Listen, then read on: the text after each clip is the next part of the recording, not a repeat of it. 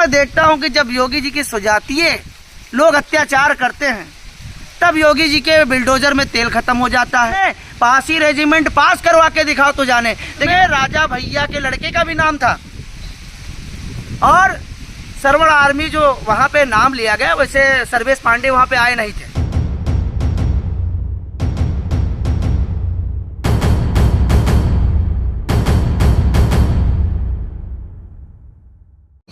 संख्या में eco garden पहुंचने के लिए तैयारी कर रहा हूं। उसी के तहत आज हम लोग महान क्रांतिकारी अमर शहीद छेदा पासी जी की धरती पर ग्राम बौरूमऊ, पोस्ट बौरूमऊ, ग्राम छेदा पासी नगर में उपस्थित हैं और हमारे लोग भी यहाँ हैं जिनको हम लोग अवगत करा रहे हैं 14 सितंबर के लिए चलने के लिए। क्योंकि आप देख रहे हैं पासी समाज सहित समस्त सर्व समाज को जिस तरीके से प्रताड़ित किया जा रहा है, जिस तरीके से सताया जा रहा है, उसके खिलाफ पासी एका मोर्चा जो अभियान खोला गया है। देखिए, हम लोग एक स्वतंत्र प्रवृत्ति के व्यक्ति रहे हैं और बगावत हमारे खून में है। जब भी कोई अत्याचार करता है सर्व समाज में तो इतिहास रहा है सबसे पहले पासी समुदाय के लोग आगे आके खड़े होते हैं और आज के समय में पासी जो है अपने आप को भूल रहा है, इसलिए हमारे ऊपर अत्याचार बढ़ता जा रहा है। और विशेष जातियों का आप लोग देख रहे होंगे किस तरीके से थानों में चल रही है और हमारे गरीब लोगों के ऊपर अत्याचार। अब पहला देख लीजिए बीरा रड़ा देवरिया गांव में क्या हुआ। मैं मानता हूं कि ठाकुर परिवार के लोग ख़त्म हुए, लेकिन ऐसा नहीं है कि वहाँ पे पासी परिवार के लोग चोट नहीं खाए। संत राम के बांका लगा, सर फटा हुआ, जहाँ उनका इलाज चल रहा है और बहुत सारे प्रशासन की दहशत से बहुत सारे पासी लापता है। क्या पता उनके साथ कोई दुर्घटना हो गई हो, क्योंकि बगल में जो है इतनी बड़ी विकराल नदी है घाघरा। क्या पता बहुत सारे लोग किसी घटना का शिकार हो गए हों, किसी आक्रोश का शिकार हो गए हों, लेकिन प्रशासन उस पर ध्यान नहीं दे रही है। ऐसे ही जो बड़े बड़े मामले हैं, आप उन्नाव चले जाएंगे, श्री चंद्र एक जनसेवक थे, समाज सेवक थे। उनके साथ जो हुआ वहाँ पे लड़ाई थी, जो मुस्लिम परिवार था उसके खिलाफ मुकदमा लिखवाया गया था 307 के तहत।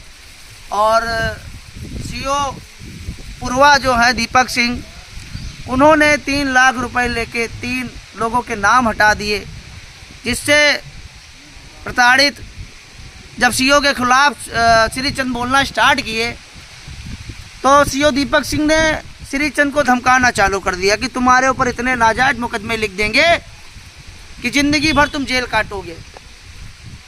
तो भाई एक ऑप्शन होता है हेडक्वार्टर, जहाँ कप्तान बैठता है ज़िले का। तो श्री चंद से सोचा कि क्या पता मुझे वहाँ न्याय मिले। श्री चंद वहाँ गए एसपी ऑफिस जब गए, श्री चंद को इस कमरे से लेके उस कमरे तक दौड़ाया गया घंटों। जब देखा कि श्री चंद को न्याय नहीं मिलेगा तो भाई सीओ दीपक सिंह से तो प्रताड़ित थे ही थे, और एसपी कार्यालय उन्नाव में भी उनको न्याय नहीं मिला, जिससे बहुत आहत हो गए वो। और सोचा कि अब मुझे न्याय नहीं मिल पाएगा, क्या पता मेरे मरने के बाद हमको न्याय मिल जाए। तो उन्होंने एसपी ऑफिस में अपने आप को आग लगा ली और मरते हुए आखिरी शब्द ये थे कि सीओ पुरवा दीपक सिंह ने 3 लाख रुपए लेके 3 नाम हटाए, जिसका मैंने विरोध किया तो मुझे धमकाने लगे, डराने लगे, जान से मारने की धमकी दिलाने लगे, जिससे प्रताड़ित होकर मैं उन्नाव आया। उन्नाव भी वैसा हुआ। तो मैं समाज से यही कहना चाहूँगा कि ये तो बड़े मामले हैं जो हाईलाइट हो चुके हैं। ऐसे बहुत सारे मामले होंगे जो हम लोगों तक अवगत नहीं हो पाते हैं। समाज में शोषित वंचित जातियों में अत्याचार लगातार होता आ रहा है। और मैं देखता हूँ उत्तर प्रदेश में जो सत्ताधारी लोग बैठे हैं, आप इतिहास उठा लीजिए, सदैव उन्होंने छल और कपट से गरीबों के ऊपर अत्याचार करके अपने आप को मजबूत किया। आज भी वही काम कर रहे हैं। आप अर्जुन पासी हत्याकांड में आ जाइए, देखिए जो विशाल सिंह है उसके ऊपर 120 भी लगी हुई है, मास्टरमाइंड बताया जा रहा है। 19 पुराने मुकदमे हैं, जिला बदर है, लेकिन प्रशासन उसको नहीं छू रहा। अभी आप मान लीजिए कि यही 19 मुकदमे या किसी पासी के ऊपर होते, या किसी यादव के ऊपर होते, या किसी मुस्लिम के ऊपर होते, या किसी कुर्मी के ऊपर होते, या अन्य किसी भी समाज के ऊपर होते, तो योगी जी का बिल्डोजर एकदम जो है टंकी नहीं फुल होती और चल पड़ा होता उनके घरों पे चलने के लिए, और कई जगह बिल्डोजर की कार्रवाई होती है। लेकिन मैं देखता हूं कि जब योगी जी की सुजातीय लोग अत्याचार करते हैं, तब योगी जी के बिल्डोजर में तेल खत्म हो जाता है। ऐसा क्यों है? क्योंकि वहाँ पे देखिए पूरा जिला जो हाईजैक किए हुए हैं। दिनेश प्रताप सिंह जो स्वतंत्र प्रभार मंत्री हैं माननीय योगी आदित्यनाथ जी के मंत्रिमंडल में, तो मैं यही कहना चाहूँगा, ऐसे ही लखीमपुर में देखिए शिव दुबे थाना प्रभारी थे। ठीक है, जब वो माहौल वो घटना घटी, अब किसी के घर में जाओगे, किसी बहन बेटियों का हाथ खींचने लगोगे। संतराम उस समय घर में नहीं थे, बीरा थाना अंतर्गत जो घटना घटी। अगर किसी की बहन बेटी अगर खाना बना रही है, तुम 20-25 लोग आओगे, उसका हाथ पकड़ के खींचने लगोगे, माँ विरोध करेगी तो माँ का कहीं आंचल खींचोगे, कहीं हाथ पकड़ोगे, तो समाज एक आक्रोशित नहीं होगा? अपने आप को बचाने के लिए वो कुछ तो करेगा। अब बागी जाते रही, मार्शल को हम रही पासी, लड़ाकू जाते रही, तो तुम्हारा अत्याचार वो नहीं सहेगी। जो गुलाम टाइप के लोग होते हैं और जो लोग कभी संघर्ष करना नहीं जानते, वो भले आपका अत्याचार सह लें, लेकिन पासी समाज के लोग आपका अत्याचार नहीं सह पाएंगे। क्योंकि इतिहास गवाह है कि अगर आपने नंबरदारी की है तो कहीं ना कहीं ताकत हमारी थी। और नंबरदारी आपको कैसे मिली, रियासतें कैसे मिली, ये हम नहीं कहते, ये पूरा इतिहास कहता है। और अवध के हम राजा थे, अवध के राजा हैं और अवध के राजा रहेंगे। क्योंकि राजा का मतलब ये नहीं होता कि धनवान व्यक्ति, राजा का मतलब होता है प्रजा पालक व्यक्ति, जो प्रजा की रक्षा करे, अपनी भारत भूमि की रक्षा करे, अपनी अवध धरती की रक्षा करे, जिसकी रक्षा करने के लिए हमारे पूर्वजों ने अपने प्राणों का बलिदान दिया, लेकिन कभी किसी विदेशी आक्रांता से समझौता नहीं किया। लेकिन ये लोग हमारे इतिहास को जानते हैं, तब भी हमसे टकराते हैं। तो अब जब ये लोग टकरा चुके हैं, तो संविधान में हम तलवार तो नहीं उठा सकते हैं, लेकिन हम जन आंदोलन कर सकते हैं, जो संवैधानिक हमें अधिकार मिला है। भाई अवध क्षेत्र में पासियों की तादाद बहुत है, हर जिले में 10-10, 12-12 लाख पासी पड़ा हुआ है। तो मैं सबसे पहले लखनऊ के अपने पासी भाइयों से आह्वान करना चाहता हूं कि आपकी जिम्मेदारी है कि प्रातः 14 सितंबर दिन शनिवार को प्रातः अपने अपने घरों से निकलने। मैं अपनी माँ, बहन, बेटी, भाई, बुजुर्गों सबसे कहना चाहता हूं, क्योंकि देखिए अगर जब आप बढ़ चढ़ के निकलोगे तो मुझे पूरी आशा है कि पूरा समाज बढ़ चढ़ के निकलेगा और इस प्रताड़ना के खिलाफ आवाज़ उठाएगा। और जब आवाज़ बुलंद होगी तो मुझे पूरा यकीन है कि जो दिल्ली में बैठे हुए लोग हैं वो माननीय योगी आदित्यनाथ जी को हटाने काम करेंगे। और इनके जो सुजातीय, जो हर क्षेत्र में अपने आप को बाहुबली दबंग नेता कहते हैं, जो अत्याचार करवा रहे हैं, वो करते हैं, ऐसे लोगों को मंत्रिमंडल से तत्काल हटाया जाए। क्योंकि आप देख लीजिए जो करंडी सेना ने वहाँ पे प्रोटेस्ट किया रायबरेली में, उसमें राजा भैया के लड़के का भी नाम था। और सरवण आर्मी जो वहाँ पे नाम लिया गया, वैसे सर्वेश पांडे वहाँ पे आए नहीं थे, उन्होंने केवल पोस्ट डाली थी। तो ब्राह्मण समाज अच्छा खराब समझ रहा है कि मैं भी किससे पीड़ित हूँ।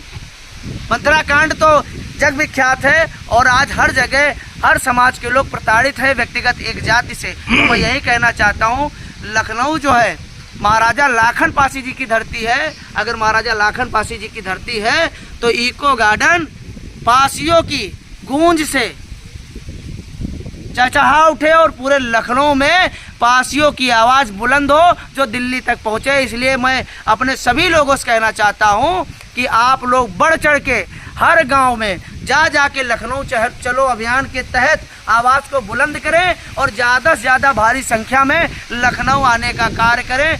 14 तारीख दिन शनिवार और प्रातः निकलें। 1 दिवसीय धरना है, 10 दिन का धरना नहीं है साथियों। इसलिए आपको उठना है, नहाना धोना है, साफा बांधना है और चल देना है। याद रहे, ध्यान दीजिए, ये लड़ाई है मान सम्मान स्वाभिमान की, और मान सम्मान स्वाभिमान की लड़ाई में किसी को न्योता नहीं दिया जाता है। जिनका स्वाभिमान सम्मान जिंदा होता है वह खुद ब खुद अपने घरों से निकलकर चले आया करते हैं। तो मैं सबसे हाथ जोड़ के निवेदन करता हूं कि आप अपने आप को पहचानिए, अपने अंगूठे की पावर पहचानिए। देखिए, एक अंगूठे की पावर और इतना पासियों का विद्रोह और इतनी आवाज़ बुलंद हुई तो लोग तुमको लालच देने के लिए आपका एक मंत्री भी बना देते हैं, आपकी पासी रेजिमेंट की मांग भी कर देते हैं। लेकिन अब पासी बेवकूफ़ नहीं बचा, अब पासी भोला भाला नहीं बचा कि आप लोग दिखा दोगे और वो रद्दी के कागज़ में डाल दोगे। करके दिखाओ तो जाने,